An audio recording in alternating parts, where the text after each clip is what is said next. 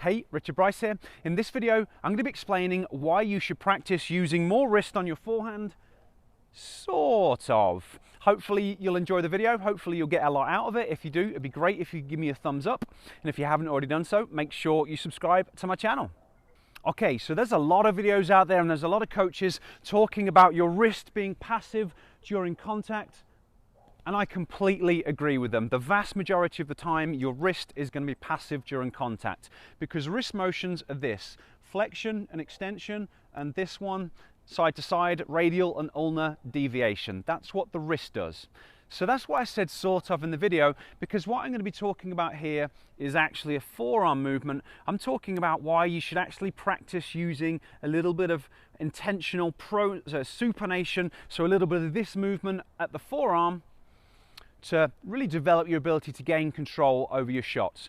Now, depending whether you hit your forearm with a bent arm or a straight arm, this is going to be more or less of a feature, but regardless, I highly advise that you do a bit of experimentation and just, get used to what happens when you intentionally create movement from the forearm. Because on certain shots, it's going to be really useful to be able to use that motion and just get that little bit of extra topspin. So that's what we're going to be talking about, and I'll just show you a couple of specific situations where being able to do that a little bit more is going to be really important. Okay, so the first situation where it's really important to be able to add in this little bit of extra pronation, so just using a little bit more wrist forearm, is on those wide balls. Sometimes when you're out wide, you just don't have time to get your body behind the ball and get that contact point out in front. So the way that you achieve the spin is to add in a little bit of work with the forearm, and you just kind of whip it around and whip it down the line.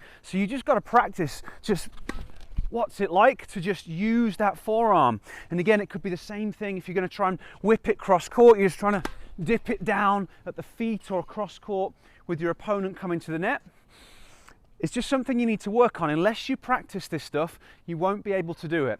So coaches always emphasize the passiveness of the wrist because it's generally a really good coaching point and something you want to understand, because you don't want to be forcing all your shots, but just sometimes you need to. And the only way you develop the ability to do it is to work on it. So that is one of the really common times that you need to do it. Now we're going to move forwards a little bit and I'll show you the second one. So another scenario where it's really important to be able to control your forearm wrist a little bit more is going to be when you're closer to the net and you've got a low ball. These can be tricky shots because you've got the net there, the court length has been reduced because you're closer to the net, so you've got to try and get the ball up and down and dip it into the court. And this is where you need a little bit of added forearm, because again, you just can't get your body set up in a way where you can do it all passively. So you've just got to develop the ability to just kind of use a little bit of extra forearm and just create that whip. So it's all about developing just control and feel for your racket. Tennis is hard. You need lots of different forehands. There's no perfect way to hit a forehand. Most of the time, you do want that passivity of the wrist. It's going to be done ahead of time and it'll just be thrown. You'll have thrown the racket at the ball with all the good work that you've done beforehand, but you do also need the ability to control your forearm and your wrist. We'll call it your wrist.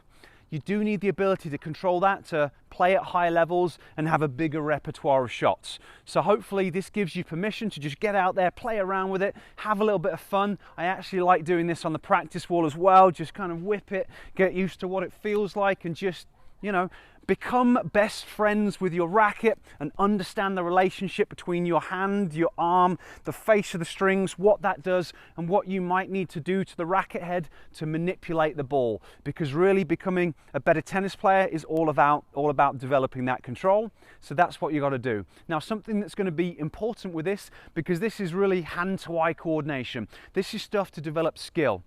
One thing that holds a lot of players back is it's actually the visual component of the hand-to-eye coordination. We see these players on TV, they've got unbelievable skills, but they've got amazing visual systems that enable them to do all this stuff really precisely. The reality is that a lot of adult tennis players' visual systems don't work at a sufficiently high level to allow them to do this stuff in the way they want. It's just the nature of the beast. So The good news on that is that you can actually train your visual system. It's really easy to do. None of us, if you're watching this, I'm making this video, we're probably not going to end up on the ATP Tour, but I hope you do. But we can improve our visual systems, and it will help with all this stuff on court. So to help you with that, I've created a free Tennis Vision starter program. I'll place the link down in the description so you can grab hold of that. I'll place a link up there so you can get hold of it, start working on it, get out there on court, play around with this stuff, just get a feel for the ball and your wrist and your forearm. Really make that forehand into a weapon.